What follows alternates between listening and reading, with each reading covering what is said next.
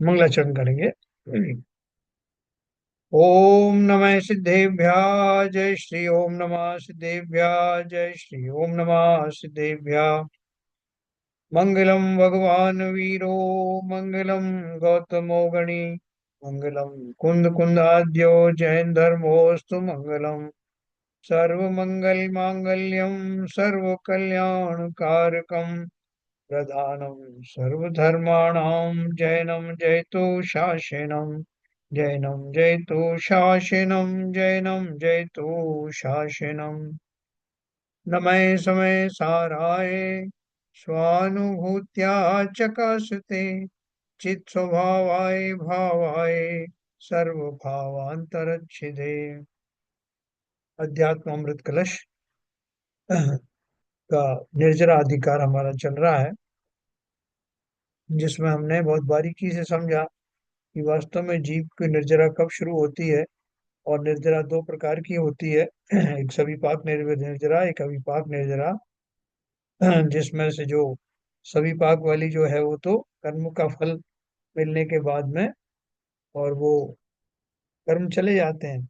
अविपाक निर्जरा में बिना फल दिए हुए ही तपस्या आदि के द्वारा संवर पूर्वक निर्जरा होती है, और वो ही निर्जरा वास्तव में मोक्ष में काम आती है। ये अपन ने पढ़ा था, अभी इसका थोड़ा और विश्लेषण चल रहा है, तो आगे चलते हैं।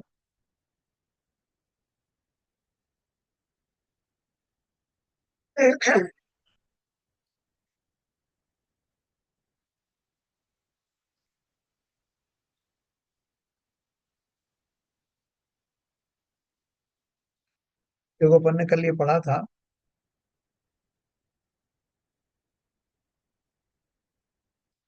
161वां प्रश्न में दोबारा से पढ़ रहा हूँ। सम्यक्त्वी जीव रागादि भाव नहीं करता, अतः अबंधक होने से संवर को प्राप्त है। यह बात तो समझ में आई, पर पुरातन कर्म की निर्जरा करने वाला है, यह कैसे सिद्ध है। समाधान दिया, पूर्ववद कर्म समय समय पर उदय में आते हैं, और मिथ्या दृष्टि जीव उनके उदय में रागी द्वेषी विकारी होता। मिथ्या दृष्टि जीव, यह प्रक्रिया सदा से आ रही है। उदयागत कर्म जीव के रागी बनने का निमित्त है। निमित्त है, कंपल फोर्स नहीं करता कि आप बनी जाओ रागी द्वेषी, लेकिन वो आता है तो मिथ्या दृष्टि जीव उसका शिकार हो जाता है। यदि उस निमित्त को अवलंबन कर जीव रागी बना, तो उदय की सफलता है ना। जैसे मैंने आपको कल गाली गाली का उदाहरण दिया था ना, कि गाली देने वाला तभी सफल होगा जब आप उसकी गाली से दुखी हो जाए, या आप क्रोध आ जाए आपको, तो वो सफल हो गया। नहीं हुए तो उसको असफलता मिली। उदयागत कर्म फलदान में निमित्त बनकर स्वयं आत्मा से पृथक हो जाता है, अथवा कर्म रूप पर्याय त्याग अकर्म रूप पर्याय को प्राप्त करता है ना। जो कर्म है उदय में आया, फिर उसके बाद उसका चार्ज निकल गया, तो उसके चार्ज के फलस्वरूप जो घटना घटित होनी है वो घटना घटित हुई, और वो फिर निर्जरित हो गया, अर्थात उसका चार्ज समाप्त हो गया। इसे ही निर्जरा कहते हैं। लेकिन कौन सी निर्जरा है ये? सविपाक निर्जरा। सविपाक निर्जरा और अविपाक निर्जरा, ऐसे दो भेद निर्जरा के हैं। स्थिति पूर्ण होने पर उदय काल को प्राप्त कर्म जब निर्जरित होता है, तो उसे सविपाक निर्जरा कहते हैं, है ना। ये संसारी प्राणियों को सबको होती है।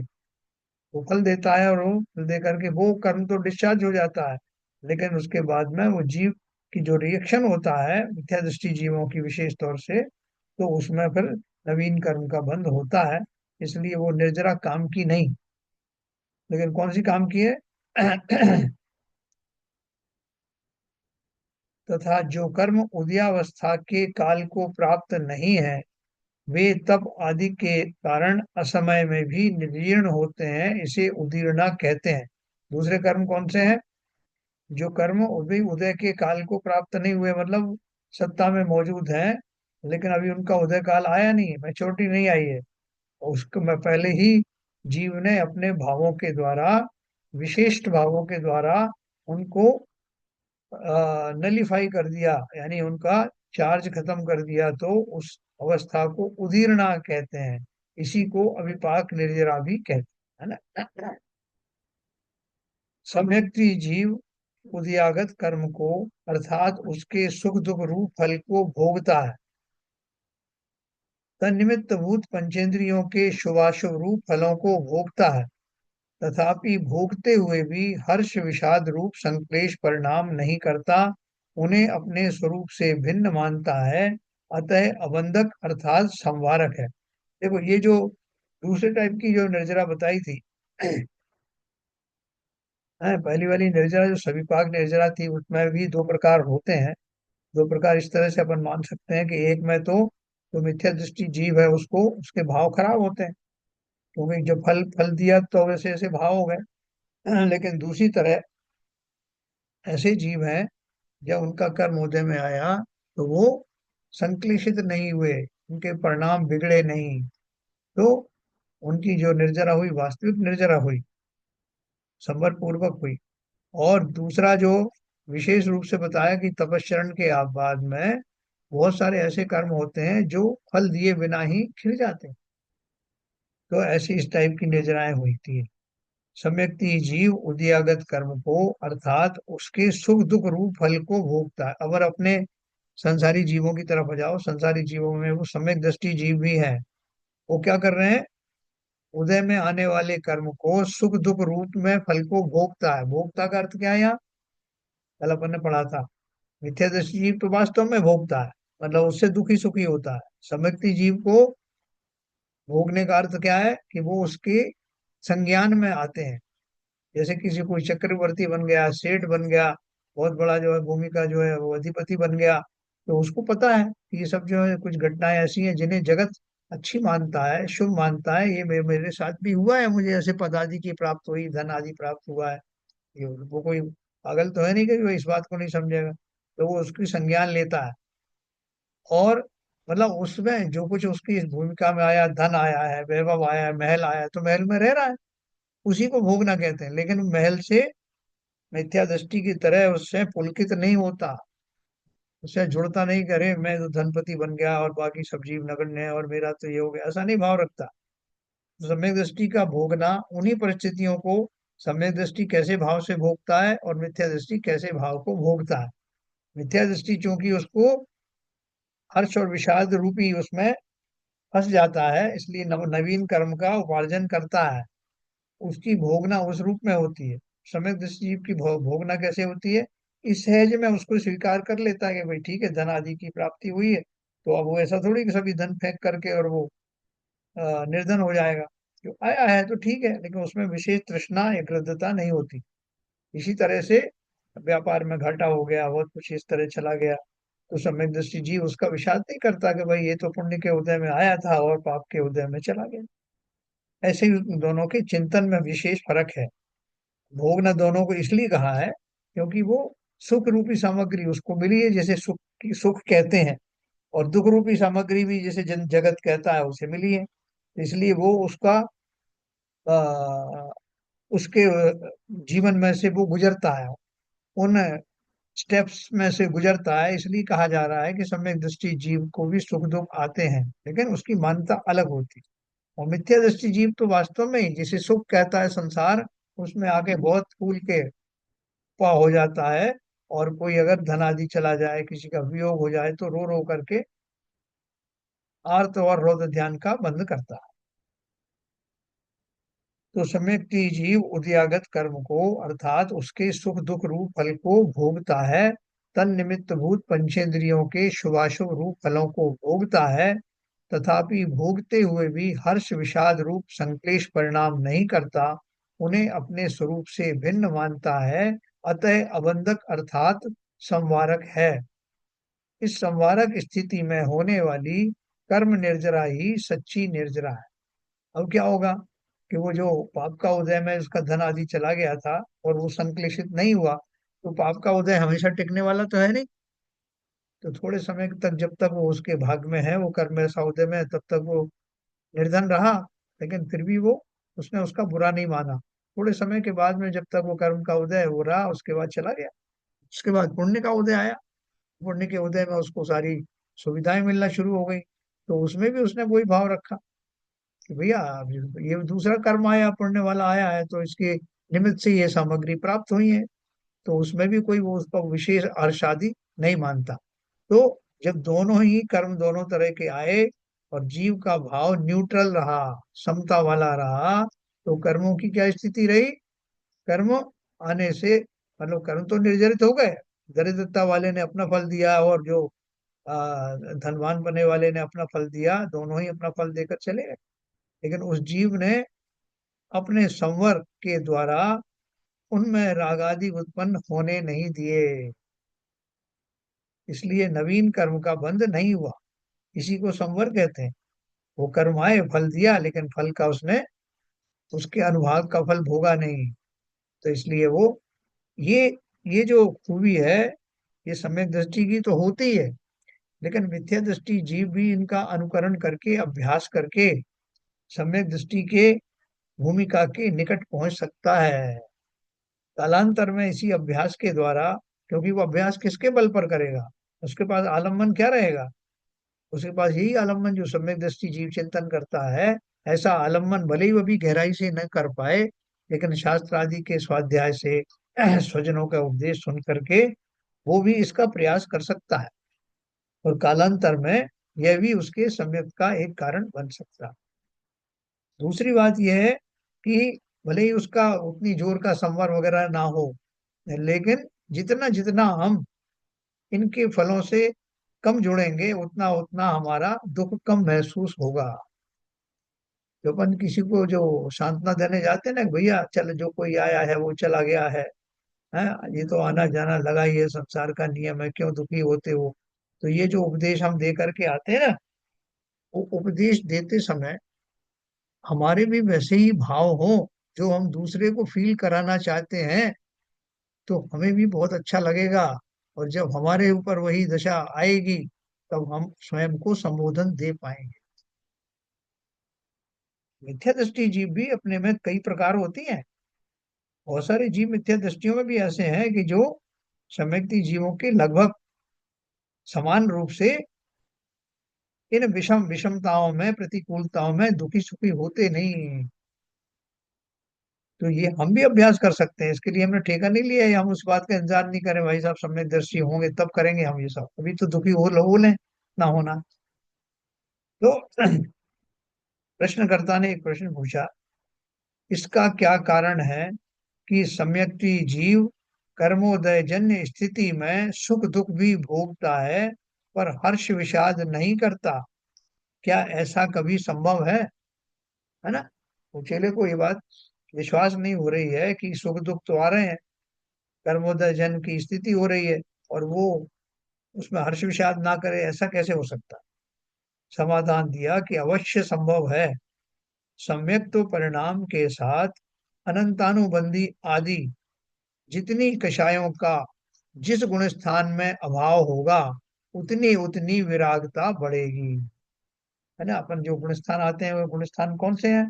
सम्यक दर्शन के प्राप्ति शुरू होते हैं ना, चतुर्थ गुण स्थान से इसमें सम्यक दर्शन होने के बाद फिर आगे के गुण स्थानों में ओ और उनकी परिपक्वता होती है, वीतरागता बढ़ती जाती है। तो क्या बोल रहे हैं? सम्यक परिणाम के साथ अनंतानुबंधी आदि जितनी कषायों का जिस गुण स्थान में अभाव होगा, इस 10वें गुण स्थान में सूक्ष्म लोक कषाय खाली बचती है। इसका अर्थ क्या है कि 4 से लेकर के और 10वें गुण स्थान तक बहुत सारी निर्जराएं हो जाती, बहुत सारी कषाएं चली जाती हैं, उनका बंद होना बंद हो जाता है ना। अपन ने पढ़ा था ना, जो 100 पाप प्रकृतियां हैं, उनमें उनका कैसे कैसे उनका जो है वो बंद रुक जाता, और वीतरागता बढ़ती जाती है। विरागता पंचेंद्रियों के विषयों के प्रति है। ये विरागता कितनी होती है? जैसे जैसे गुणस्थान ऊपर बढ़ता है, तो वो सब स्त्री वेद, पुरुष वेद, नपुंसक वेद, वो सब चले जाते हैं, और दूसरी गतियों का बंद, कोटि गतियों का बंद आदि जो है वो सब रुक जाता है। विरागी का विषय भोग केवल कर्म दंड का भोग है, क्योंकि वह उसे चाहता नहीं है ना? जो वीतरागी है, उसका क्या है? कर्मदंड का भोग का अर्थ क्या है? कि मात्र उसका जो कर्म के उदय में जो कुछ घटनाएं घटित होती हैं, वो खाली होती रहती, और उसको वो कर्म दंड मान करके उसको उसमें कुछ भी परिणामों को संश्लेषित नहीं करता। दुख आए तो, सुख आए तो, उनको मात्र कर्म दंड समझता है। पुण्य को भी कर्म दंड है समझता है। क्यों समझता है पुण्य को? क्यों? क्योंकि जब मुक्ति के मार्ग में बढ़ने वाले जीवों के लिए तो किसी भी प्रकार का बंधन स्वीकार्य नहीं, और ये पुण्योदय आदि जीव को अटका देते हैं संसार में। अपन ने पढ़ा था ना कि जो वास्तव में जो ज्ञानी पुरुष होते हैं वो तो तीर्थंकर भी नहीं चाहते। तीर्थंकर प्रकृति का बंध भी इच्छा पूर्वक नहीं होता, चाहते नहीं, लेकिन वो कभी अपने उन परिणामों से, विशुद्ध परिणामों से किंचित थोड़ा नीचे आते हैं, उस काल में तीर्थंकरत्व नाम गति का, नाम का बंद होता है। और उसके बंद होने में नुकसान क्या है?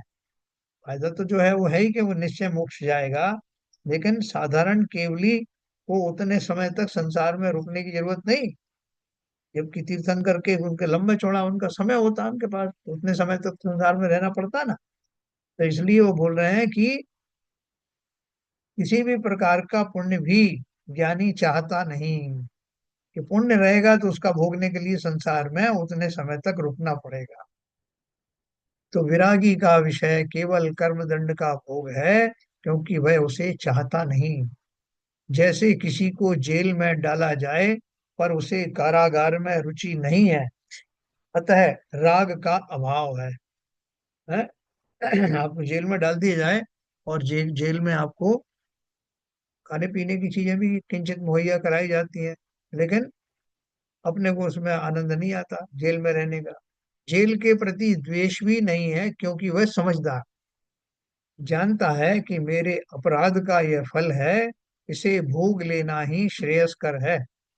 अथवा किसी धनी व्यक्ति के घर, है ना, एक तो ये आ गया, इसे जेल में डाल दिया, मेरे से कोई भूल हो गई थी और मैं जेल में चला गया। अब मैं जाकर के वहां पर या तो दुखी हूँ, अपना सर पटकूं इधर उधर, या ये मान करके कि भैया मेरा अपराध रहा है, कुछ ना कुछ अपराध इस जन्म का है, पिछले जन्म का रहा है, इसकी वजह से मेरी ये दशा हुई है, और मुझे इसको समता से भोग लेना चाहिए, ऐसा समझदार व्यक्ति यह सोचेगा। लेकिन ये भी जानता है कि जब समय आएगा तो मैं इससे मुक्त हो जाऊंगा। तो उसका कैसा भाव है? बिल्कुल न्यूट्रल भाव। वो जानता है कि मेरे अपराध का यह फल है, इसे भोग लेना ही श्रेयस्कर है।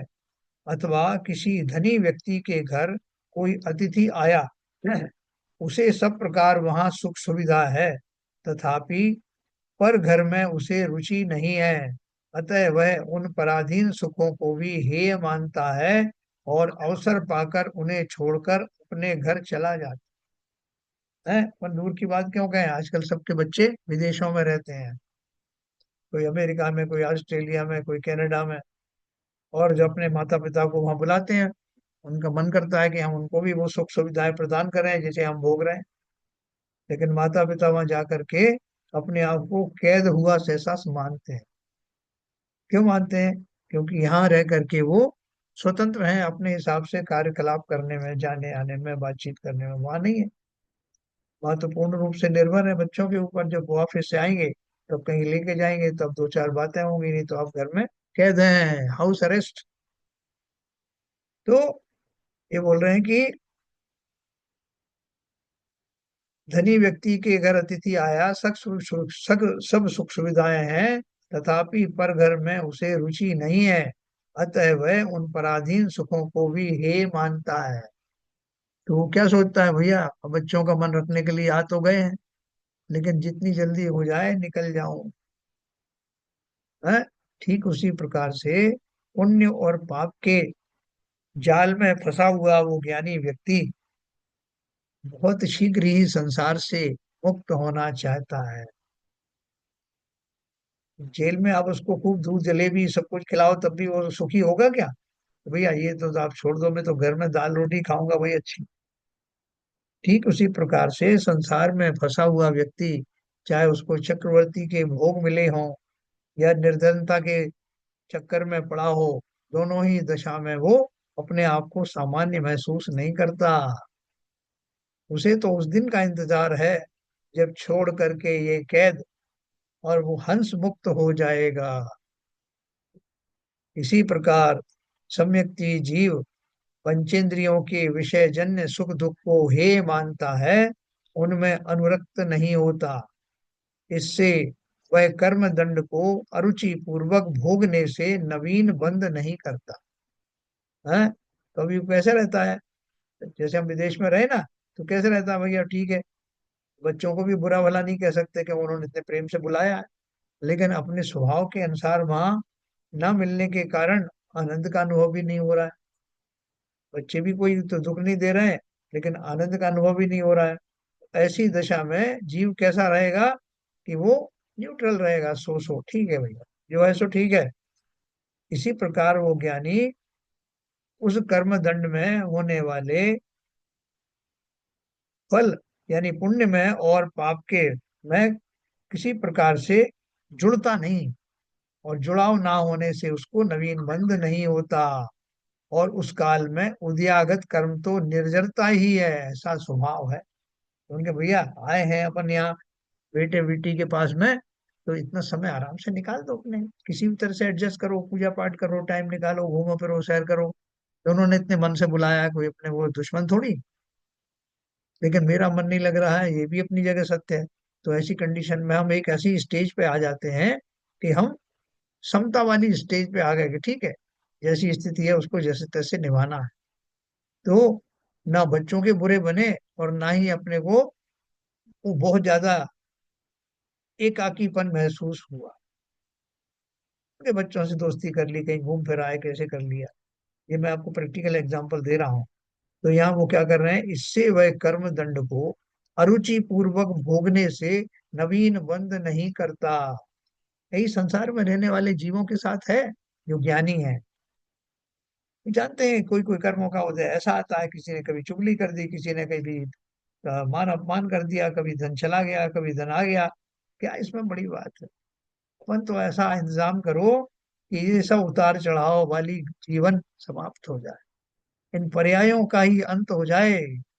पर्यायों का अंत होने के लिए आवश्यक है कि मैं मेरा जन्म मरण ही समाप्त हो जाए, ऐसा फार्मूला खोजूं। बोले खोजने की जरूरत नहीं है, मनीषियों ने पहले खोजा हुआ है, तुम्हें खाली उसको पालन करना है, नई रिसर्च करने की जरूरत नहीं। तो उस काल में अब जब मैंने ऐसा भाव किया, तो वो जो कर्म आए थे जिन्हें मैंने अच्छा या बुरा कुछ नहीं समझा, वो तो आके चले गए ना, उतनी निर्जरा हो गई। मैंने अपने भाव बिगाड़े नहीं, न पुण्य के उदय में न पाप के उदय में। और कर्म का स्वभाव है कि उतने काल तक उसको फल देना था, उतने काल तक फल दिया, चला गया। वह फिर पुनः आत्मा में टिक ही नहीं सकता है। अतः संवर पूर्वक निर्जरा सम्यक्ति के पाई जाती। ये फर्क पड़ा हमारा सम्यक्ति जीव का। फिर आगे एक और उदाहरण दिया, जैसे विष भक्षण करने वाला मृत्यु को प्राप्त होता है, सर्पदंश को प्राप्त व्यक्ति भी मृत्यु को प्राप्त होता है। तथापि विष मारक औषधि यदि वह सेवन करे, तो विष व्याप्त होने पर भी दोनों मृत्यु को प्राप्त नहीं होते हैं। अगर उसको औषधि है तो औषधि के वजह से वो जो विष है उसका कुछ नहीं कर पाता। बहुत सारे लोग एंटीडोज भी लेते हैं, एक पिक्चर में दिखाया था, उसमें मिथुन चक्रवर्ती को उसके घर वाले पहले से ही थोड़ी थोड़ा जो है विष देते थे, तो उनको मालूम था कि इनको उसको सर्पों के बीच में रहना है ना, एक पिक्चर थी। तो उसके उसको इम्यून सिस्टम उसका बढ़ाने के लिए उसको थोड़ा थोड़ा विष दिया जाता था भोजन। तो यहाँ क्या बोल रहे हैं, विष भक्षण से जैसे मृत्यु को प्राप्त होता है, सर्पदंश को प्राप्त व्यक्ति भी मृत्यु को प्राप्त होता है। तथापि विष मारक औषधि यदि वह सेवन करे, तो विष व्याप्त होने पर भी दोनों मृत्यु को प्राप्त नहीं होते। इसी प्रकार दोनों मतलब जिसको सर्प ने काटा वो और जो उसने विष खाया है वो। इसी प्रकार सम्यक्ति जीव विष तुल्य पंचेंद्रियों के भोग भोगते भी आत्मज्ञान तथा वैराग्य के बल से विषय विष के विकार को प्राप्त नहीं होता है। मैंने आपको एक वो सर्प और नेवले की कहानी बताई थी कि नेवला जो है वो सर्प से महापंगा लेता है जहां पर कि नागदमनी नाम की जड़ी बूटी के पौधे लगे होते हैं। उस मैदान में वो जाता है, और जब सर्प उसके ऊपर प्रहार करता है तो उसके पहले वो दौड़ के झाड़ियों में जाता है और वो जड़ी को सूंघ के आता है और फिर युद्ध करता है। तो उसके ऊपर जो कोई दंश का, सर्प दंश का असर नहीं होता। ठीक उसी प्रकार से ज्ञानी इन विषतुल्य पंचेंद्रियों के विषयों में रहता हुआ भी उन विषयों से अनुरक्त नहीं होता, इसलिए विषयों का जहर उस पर चढ़ता नहीं, और उन राग द्वेष आदि विकारी परिणामों के अभाव में संवर पूर्वक उन कर्मों की निर्जरा हो जाती है। आत्मज्ञान तथा वैराग्य की बूटी के बल पर वो विष का विकार उसको सताता नहीं। देखो अब एक और बहुत बढ़िया बात आ रही है जो हम सब पर लागू होती है। जो अरुचि पूर्वक विषय सेवन करता है वह वास्तव में असेवन करता ही है। ये जबरदस्ती पकड़ करके आपके मुंह में जो है शराब पिला दी तो क्या होगा? आप उसके भोगी कहलाएंगे क्या? शास्त्रों में तो कहीं मैंने ये भी पढ़ा है कि ऐसा व्यक्ति जो जबरदस्ती जिसको ऐसा पिलाई जाती है, क्योंकि उसको उसको पीने का कोई भाव नहीं होता इसलिए उसके ऊपर चढ़ती भी नहीं है ज्यादा, उसके प्रति उसको राग नहीं होता, तो या तो वॉमिटिंग कर देगा या बहुत घृणा से भर जाएगा, तो उसको वो चढ़ती नहीं, ऐसा भी मैंने पढ़ा। तो उसमें क्या लिखा है? नाश्नुते विषय सेवने अपियत स्वम फलम विषय सेवनश्यना ज्ञान वैभव विराग तावलात सेवको अपि सद साव सेवक है। विरागी पुरुष पंचेंद्रियों के विषयों के सेवन करने पर भी विषय सेवन का फल जो कर्म बंध है उस फल को प्राप्त नहीं होता है। इसका कारण यह है कि वह अपने आत्मज्ञान के संपूर्ण वैभव को लक्ष्य में रखे है तथा परद्रव्यों के प्रति जिनका उपभोग करना है उनके प्रति विरागी है, अर्थात रुचिवान नहीं है। इस शक्ति के कारण वह सेवन करते हुए भी उनका सेवन करने वाला नहीं है, हैं? सामान्य संसारी जीव कर्म के उदय में विभाव रूप परिणमन कर कर्म बंधन को प्राप्त हो जाता है, परंतु ज्ञानी पुरुष की रुचि अपने आत्म वैभव को प्राप्त करने की है, विषय प्राप्ति की नहीं है। विषयों के प्रति अरुचि है, अतः इस आत्मज्ञान की रुचि तथा पर के प्रति अरुचि के बल पर ही वह संवर तथा निर्जरा करता है। वह यदि परवशता से कर्मोदय जन्य फल को भोगता है, भोगता भी हो तो भी वह उसका सेवन करने वाला नहीं है, क्योंकि वह उन्हें अरुचि पूर्वक भोगता है। यही तो चक्रवर्ती की दशा है और 96,000 रानियों वाली बात। सुकुमाल मुनि का किस्सा आता है। सुकुमाल राजकुमार जैसे ही जीवन व्यतीत करते थे, सेठ के पुत्र थे, और उनकी माता जी ने, इनके पास अटूट संपदा थी, ये सोचकर कि बेटा कहीं वैरागी ना बन जाए तो सुंदर सुंदर लड़कियों, राजकुमारियों या के साथ में, सुंदर स्त्रियों के साथ उनका विवाह किया, जिससे वो किसी तरह से रुक जाएं, उनके मुंह में फंसकर रुक जाएं। लेकिन जब काल लब्धि आई तो रुचि तो उनकी प्रारंभ से ही नहीं थी, और जब समय आया तो सबको छोड़ करके नंगे पांव जंगल में चले गए।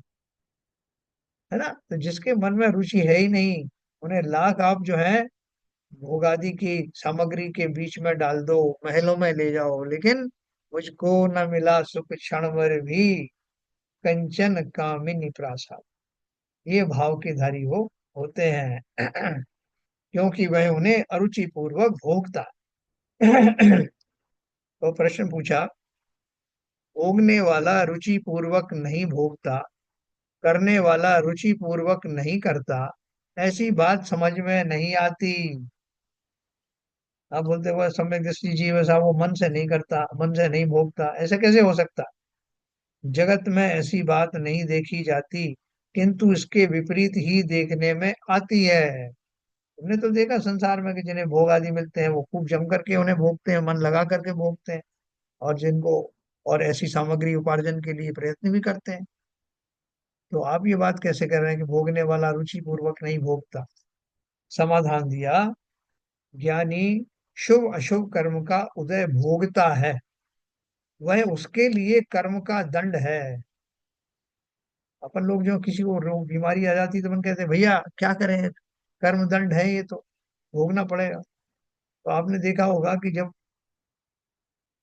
बुरी स्थिति आती है, जब खोटे कर्म का उदय आता है, उसको तो हम ये इसी भाषा में बोलते हैं, क्या करें भैया, कर्म दंड है, कर्मों का फल भोग रहे हैं। लेकिन जब किसी को पुण्य के फलस्वरूप धनादि की प्राप्ति होती है, सुख सुविधाएं मिलती हैं, तब हम ये नहीं कहते कि भाई साहब क्या करें, कर्म का फल भोग रहे हैं। मिथ्या दृष्टि तो ऐसा कभी कहेगा ही नहीं। लेकिन सम्यक दृष्टि जीव जिस भाव से उसको कर्म दंड समझता है, वो यही है कि मैं उसमें, उसके फल में बंध ना जाऊं। वो मैंने पूर्व में जो मुझसे हुए हैं कर्म, उनसे दोनों तरह के बंध हुए हैं। तो वो उदय में आए तो वो भी जब कर्म दंड है, तो ये भी कर्म दंड है। दंड कोई रुचि पूर्वक नहीं भोगता है।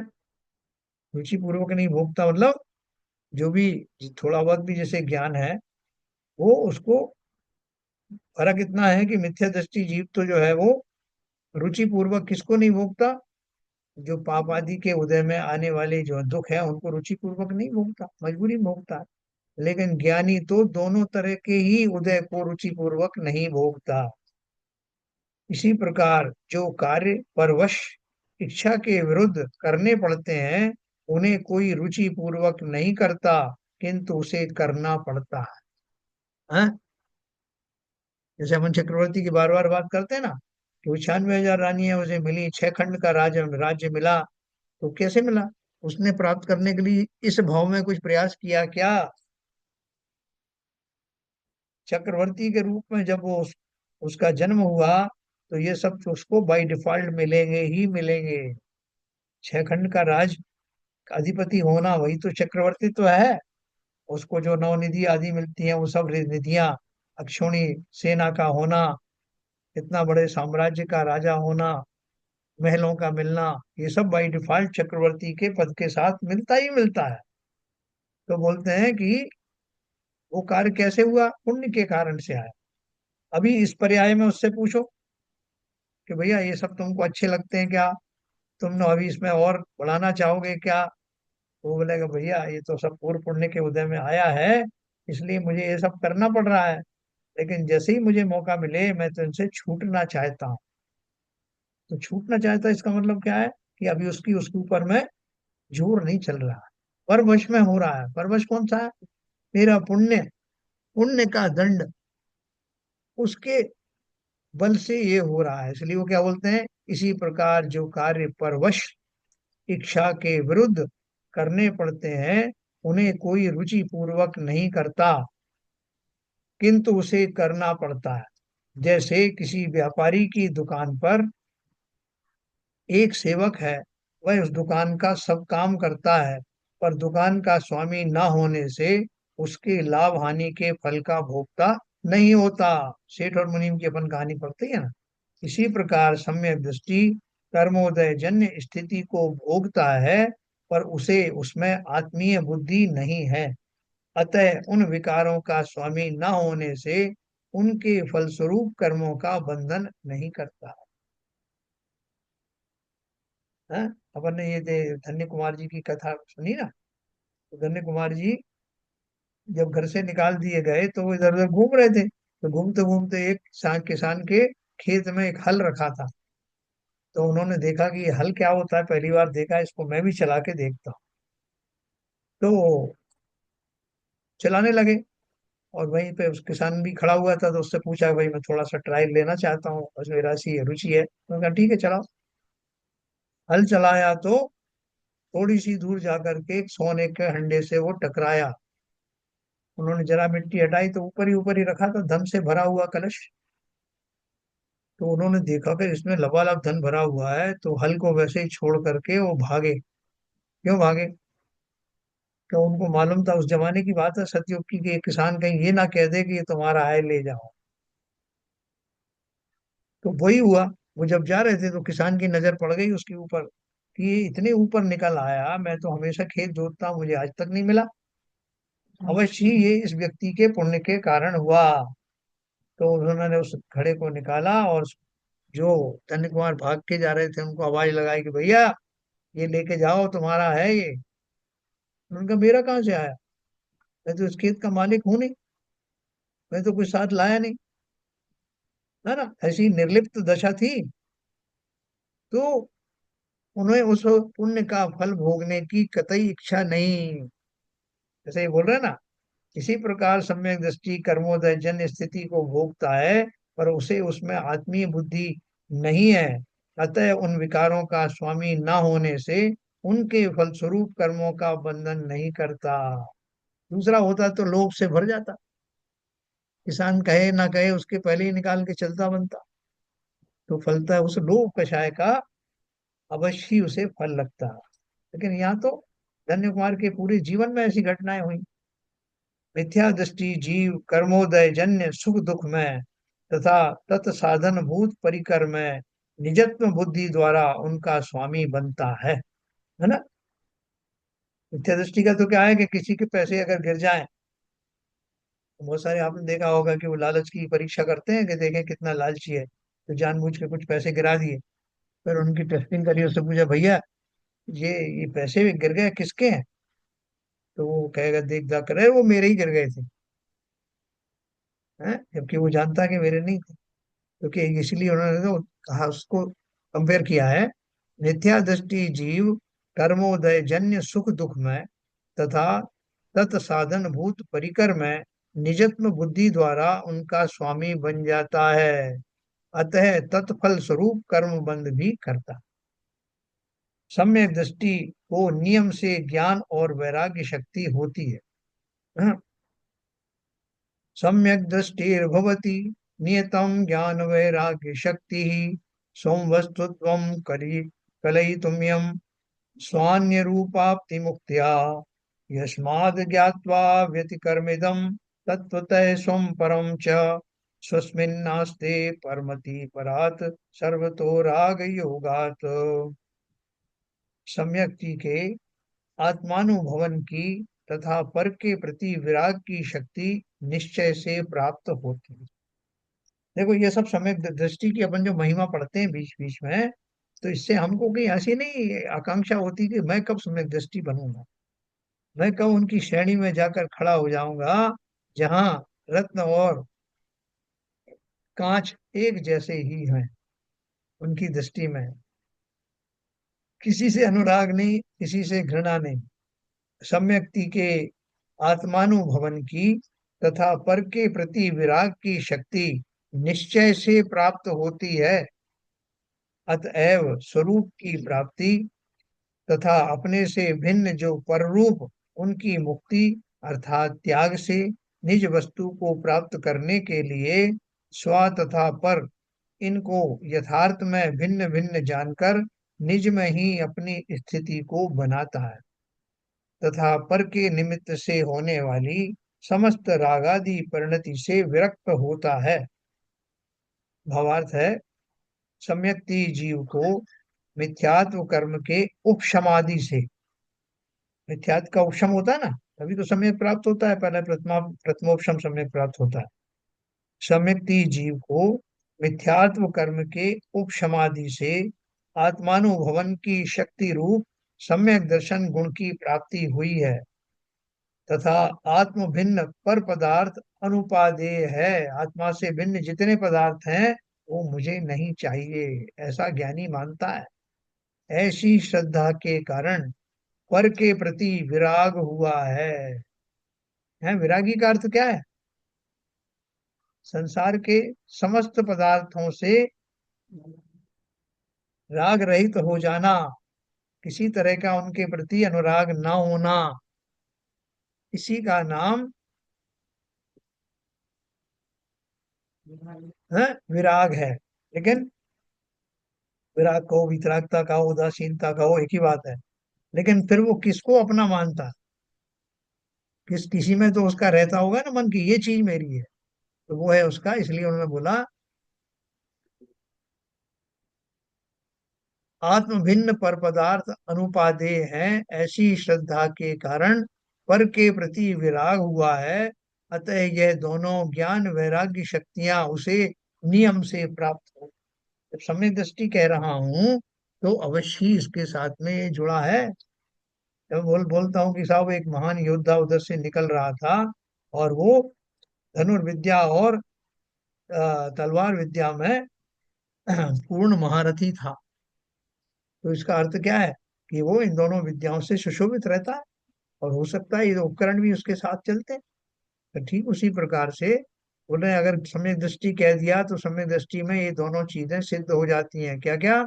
एक तो वो संसार के पर पदार्थों में ही बुद्धि रखता है, और स्वात्मा के प्रति श्रद्धा और उपादेय भाव रखता है, अपनी शुद्धात्मा में ही निवास करता है ना। यही कारण है कि वह स्वरूप की प्राप्ति तथा पर रूप के त्याग की शक्ति के द्वारा अपने स्वरूप को प्राप्त करने के लिए स्व और पर का भेद स्पष्ट रूप से जानकर अपनी शुद्धात्मा में ही निवास करता है, तथा कर्मोदय जन्य रागादि विकारों से विरक्त होता है। तो वो उसने जो है एक प्रश्न उठाया चेले ने कि उनसे विरक्त होने का उपाय क्या है, वो मुझे भी बता दो। किनसे विरक्त होने का? कर्मोदय जन्य रागादि कर्मों से के कारण से उत्पन्न होने वाले ऐसी घटनाएं, ऐसी वस्तुएं, ऐसे प्रसंग जिनसे रागादि उत्पन्न होता है, उनसे मैं विरक्त कैसे हो जाऊं? समाधान दिया, सम्यक दृष्टि को जब कर्मोदय से पुण्य पाप का फल भोग करना पड़ता है, तब वह ऐसा विचारता है कि ये कर्म के विपाक हैं, तथापि मेरा स्वभाव नहीं है। मेरे में है पर ये परजन्य विकार हैं। मेरा आत्मा अखंड चैतन्य आनंद का पिंड है। मैं तो इन सब स्थितियों का ज्ञान कर रहा हूँ, अतः इनका ज्ञायक मात्र हूँ। वही मेरा स्वभाव है। हैं? अभी ये बताओ कि ये जो बात कर रहे हैं, ये कभी हम सोच सकते हैं कैसा? हमारा कोई स्वजन जो है तकलीफ में हो, बीमार पड़ जाए, हम स्वयं बीमार पड़ जाएं, तो क्या हम ऐसा चिंतन कर सकते हैं कि ये सब फल भोगना पड़ रहा है, हालांकि मेरा ऐसा स्वभाव नहीं है, मैं तो ज्ञानी हूँ, ध्यानी हूँ, मेरे बच्चों के माध्यम से उनको कोई तकलीफ हो रही है तो मैं दुखी सुखी होने की मुझे आवश्यकता नहीं, सबको अपने अपने किए का फल मिलता है। ऐसा कभी सोचता है कि कोई आदमी? ये कहने की बात है ये सब। क्या भैया शैलेंद्र जी, ये सब कहने की बातें लगती है, खाली थ्योरी?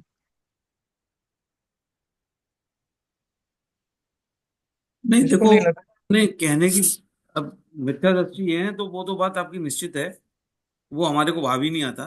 लेकिन जैसे यदि अभी अभ्यास कर रहे हैं तो ये सोच तो अभी हमारी बनने लगी है हम्म। कि अभी, जैसे अभी पहले बहुत दुखी और सुखी हो जाते थे, अब उतने सुखी और दुखी नहीं होते। एक बार चिंता आती है लेकिन बाद में यही आता है कि ये सभी चीज नश्वर है अभी। जी। पहले तो जैसे विश्व में कहीं भी कोई प्राकृतिक आपदा देख के हम डर जाते थे, सोच में पड़ जाते थे।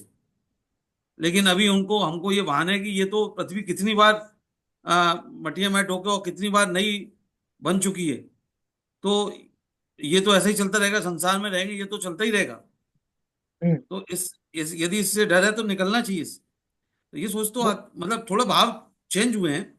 हाँ। लेकिन हाँ, निश्चित रूप से शुरू शुरू में तो एक झटका लगता है। हाँ। यदि किसी प्रियजन में दुख सुख होता है तो ऐसा लगता है कि कैसे हो गया और क्यों हो गया, और क्या हम कुछ कर सकते हैं क्या।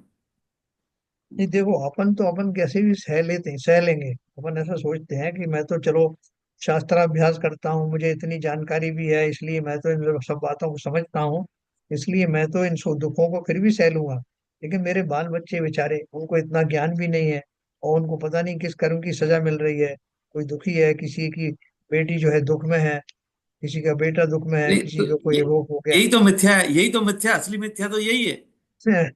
हर आदमी यही तो सोचता है कि मैं तो सहन कर लूंगा। अपना हाँ। तो उसको वेद विज्ञान कर लेता है थोड़ा बहुत, वो तो जो शास्त्रार्थी नहीं है वो भी कर लेता है वो तो थोड़ा बहुत। जी। ये संसार में रहते हुए तो उसमें इतने घटनाओं को देख के वो समझ लेता है। लेकिन उसको चिंता हमेशा अपने प्रियजनों की रहती है कि ये विपत्ति इस पे नहीं आनी चाहिए, मेरे बच्चों पे नहीं आनी चाहिए। मैंने तो एक टाइम खाना खा के निकाल लिया, लेकिन मेरे बच्चों को तीनों टाइम मिलना चाहिए। ये तो साल मुझे ये उसको दुख हमेशा बना रहता है, कहीं ऐसा नहीं हो जाए। और इसके लिए बहुत चिंतित रहता है, और उसके लिए बहुत कोशिश करता रहता है। और मतलब उनके बच्चों के ऊपर अपने ज्यादा मेहनत करता है। बच्चे हमारे हो सकता है इंटेलिजेंट हो, तो हम सोचते हैं कि नहीं, कहीं फंस नहीं जाए। आप पढ़ो पढ़ो, ये करो वो करो, बस लगा रहता है उनके पीछे। तो वो उसको कैसे का अपना चिंतन बदलेंगे, अपना ये चिंतन सही है? हाँ, तो ये चिंतन तो वो हमारा जो सबसे ज्यादा जो दुख है हमको, वो तो राग का ही है ना। हमको अपनी चिंता तो बहुत कम रहती है, लेकिन हमको अपने प्रियजनों की जो दुख और सुख की ज्यादा राग रहती है। नहीं, मगर ये ललित जी आप ये बताओ पर अपने सगे संबंधी की चिंता करना एक तो स्वाभाविक है, और चिंता करने से उनके दुख कम भी तो हो सकते हैं ना। बिल्कुल। चिंता करने से दुख कोई कम नहीं होगा, एक्चुअली दुख बढ़ेंगे ही एक्चुअली। क्योंकि चिंता और आकुलता बढ़ाएगी, एक्चुअली चिंता कर रहे हैं तो वो तो दुख बढ़ेंगे चिंता करने से, कम नहीं हो सकते। तो क्या करें अपन, वो अपनी बात तो मानेंगे नहीं। आप जो छात्राभ्यास आप कर रहे हैं वो तो नहीं कर रहे हैं, तो वो तो नहीं दुखी तो हो ही रहे हैं। हमको दूसरों को समझाने की एक हम अपनी बात कह सकते हैं, पर वो समझे न समझे उनका उनके ऊपर है ना, कि आप उसके समझाने की ऐसे गारंटी तो नहीं ले सकते मैं समझाई दूं। आप खुद समझ जाए उतना काफी है। वाह, हम बहुत जीव बढ़िया। स्वयं समझ जाए, और ये समझ जाए कि भी जो जो क्योंकि हम परिजन का ही दुख देख के ही तो बच्चे कष्ट में है या अपने परिजन कष्ट में, जिनसे हमें गहरा राग है, और हम उस राग की वजह से चिंतित होते हैं। तो चिंता का कारण तो हमारा अपना ही राग है, एक्चुअली परिजन नहीं है।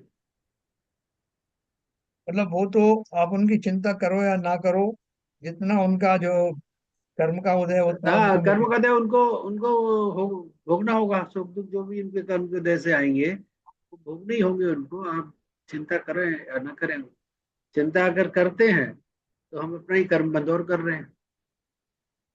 ठीक बात। इसलिए चिंता चिंता करते समय जो कर्मबंध का कारण क्या द्वेष होता है, मतलब हम क्या कर रहे हैं, तो चिंता अगर हम कर रहे हैं तो हम्म। इसमें इसमें हम कुछ द्वेष हम के भाव ले आते हैं मन में। आर्त तो बहुत रोड तो ध्यान रहता है, आर्त तो रोड तो ध्यान रहता है। तो क्रोध बना रहता है हमको, कि मेरे साथ में क्यों हो रहा है, मैं ही क्यों, ऐसा क्यों हाँ नहीं नहीं, हो पर गया, उसकी हम वजह से किसी हो को गया। हम ये किसी को हम कभी दोष कहते हैं कैंसर हो गया, तो अब ये प्लास्टिक बहुत आ गई, ये हो गया, ये वहां पर, मतलब बहुत सारी चीजों को हम मतलब सोचते रहते हैं, और दोष देते रहते हैं, और निकालते रहते हैं ऐसा हुआ क्यों, उसके नहीं रीजनिंग नहीं में जाते रहते हैं, और उस पर बहुत डिस्कस करते रहते हैं, और दुखी सुखी होते रहते हैं। हाँ, तो बेसिकली द्वेष कारण है ना। अब किसी भी नहीं, रूप देखो, में प्रकट हो रहा है तो चिंता के समय जो हम द्वेष कर रहे हैं उसकी द्वेष वजह नहीं, से हो रहा देखो, है। आप किसके लिए कर रहे हो चिंता? अपने बच्चों के लिए क्यों कर रहे हो? कि उनसे आपको राग है, वो आपके हैं, और उनके जीवन में आने वाली जो विषमताएं हैं जिनके कारण वो बेचारा दुखी है, उनसे आपको द्वेष हाँ है ना। कि इस कारण से बेचारा, उसने वो अगर बोल दिया बेटे ने कि पापा मेरे बॉस मुझे बहुत परेशान करता है, तो आपको उससे कंसर्न इसलिए है कि वो आपका बेटा है, इसलिए वो आपका राग है। और उसको दुखी होने के लिए उसका बॉस कारण बन रहा है या जो भी बन रहा है, तो उस घटना से उस व्यक्ति से आपको भी द्वेष है। हाँ, नहीं, वही मैं बोल रहा था ना, चिंता जो है केवल चिंता जो है द्वेष के साथ है। चिंता चिंता जब भी हम तो कर रहे हैं तो द्वेष साथ में जा रहा है। तो द्वेष अगर होगा तो कर्मबंध होगा ही होगा। देखो, तो आपने देखा होगा शास्त्रों में सब जगह राग आदि शब्द यूज किया जाता है, द्वेष आदि शब्द यूज नहीं किया जाता। उसका कारण क्या है? कि जीव को अपना और दूसरे के प्रति जो राग है, उस राग में होने वाले व्यवधान से द्वेष होता है। राग मुख्य है। हम अपने शरीर को जो कुछ फल मिलता है, अच्छा मिलने वाला होता है, उन सबको मित्र मानते हैं, लेकिन जो हमारे लिए अनिष्टकारी हो, उन राग आदि के बीच में आ जाए, विषय भोग आदि ना होने दे, उन सबसे द्वेष होता है। तो राग का जहाँ किसी तरह से भी उसमें हिंड्रेंस आती है, रुकावट आती है, तो द्वेष होता है जिन लोगों से, जिन व्यक्तियों से, जिन घटनाओं से। जैसे मेरा शरीर नित्य ही निरोग रहे, क्योंकि शरीर मेरा है, शरीर से मुझे बहुत राग है, लेकिन अगर वो शरीर रोगी निरोगी नहीं रह पाता, तो मुझे उन रोगों से, उनका इलाज करने वाले डॉक्टरों से जो इलाज नहीं कर पा रहे हैं, सबसे द्वेष होता है। और जिसने कर पाया उस पे राग होता है। तो राग मुख्य है, और राग के बीच में जो हिंड्रेंस डालने वाली चीजें हैं उन सबसे बाई बाई डिफॉल्ट उनसे द्वेष हुआ, ऐसा कहा जाता तो अभी जैसे अभी जो मोबाइल फोन है, तो बहुत से लोगों की एक ही बच्चे हैं, एक ही लड़की है, एक ही लड़के हैं। तो वो मोबाइल से हर दिन की हर घंटे की खबर रखते हैं, और रागी देसी होते रहते हैं, परेशान होते रहते हैं, और ध्यान धर्म ध्यान से छोड़ के बस उसी सोच में लगे रहते हैं कि आज उसकी क्या समस्या, आज वो डॉक्टर गई, वो वहां गई, वहां परेशानी हो गई, रिक्शे की परेशानी हो गई, वो लेट आए, वो खाना नहीं खाए, तो उसी में घूमते रहते हैं। जबकि पहले ये ऐसा होता था, बच्चे चार पांच होने के बावजूद भी, लोगों के साथ साथ होने के बावजूद भी धर्म ध्यान में मन से लगाते थे, क्योंकि उनको खबरें बड़ी लेट मिलती थी और उनको ज्यादा चिंता नहीं होती थी, और वो धर्म ध्यान कर लेते थे। लेकिन आज मैं जहाँ देखता हूँ कि जहाँ पर जिन्होंने अपने बच्चे, वैसे तो शादी लेट होती है, फिर शादी लेट होने पे तो बच्चों की उनकी चिंताएं उनके घर से जुड़ जाते हैं, उनकी प्रॉब्लम से हम जुड़ जाते हैं, और रागी देसी होते रहते हैं, और अपना समय जो उसमें खपाते रहते हैं। तो वास्तव में जो समय है अभी, ये बात चल रही तो कह रहा हूँ, तो बड़ा विचित्र समय है, क्योंकि सूचना की वजह से और हमारी जो है चिंताएं और है। रागी बढ़ देसी जाता होने है, के बिल्कुल कारण बनना है हमारा। एकदम सही कह रहे हो। चलिए, बहुत अच्छा डिस्कशन हुआ। लोग आजकल जो है पता नहीं कहाँ बिजी रहते हैं। कुल 8 लोग आए थे, उनमें से भी लोग इतना भी इंतजार नहीं करते कि जिनवाणी स्तुति हो जाए उसके पहले ही खिसक लिए लोग। चलिए, कोई बात नहीं है। चलिए, जिनवाणी स्तुति करेंगे ललित जी।